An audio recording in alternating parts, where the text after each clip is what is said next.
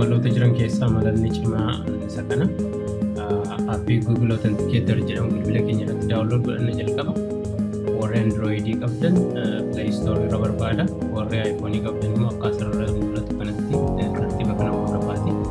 Appii kana dura download godha. Google Authenticator jedhama.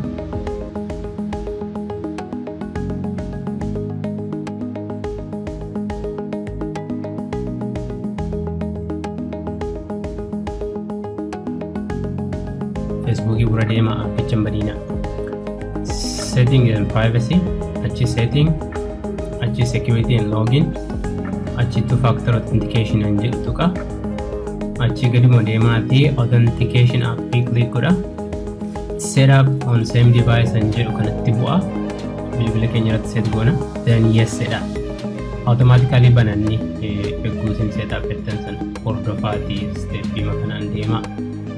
Then Facebook bira gaafa deebinu bakka duwwaa kana fida koodicha dhaqnee koppii goona appii sanarraati diimaa jechaan expire godhe jechaan nu jijjiiranni koppii goona click irratti goone yookaan yaadaan qabanna gara Facebook itti deebine koodii sana paste goona yaadaan qabanne yoo ta'e immoo dafnee barreessina akka inni jijjiirreef. Akkuma argitan kana amma security methodin keenya jijjiirameera jechaadha. Kanaafuu namni yoo yaale karaa lama nu ga'a jechaadha bakka biraarraa. Bilbilaa fi authentication appii kanaan nu ga'a jecha yoo balleessuu barbaadan authentication appii fuuldura turn off gootu jecha.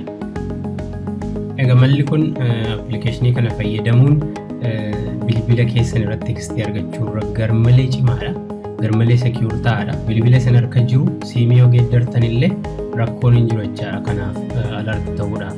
Kanaafuu mee kompiitara irraati login godhuu yaala deemee tanaan akkaawuntii kiyya waa inni na gaafatu iskiriina karaa irratti ilaala.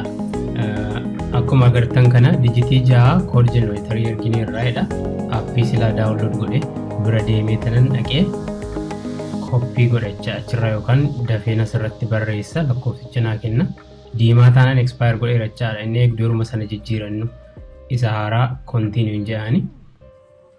Save browser jechaan maal jechaadha? Lammata asirratti login godhe nan gaafatiin jechaadha. Save godhi yaadadhuudha. Doon save jechaan yaadatiin.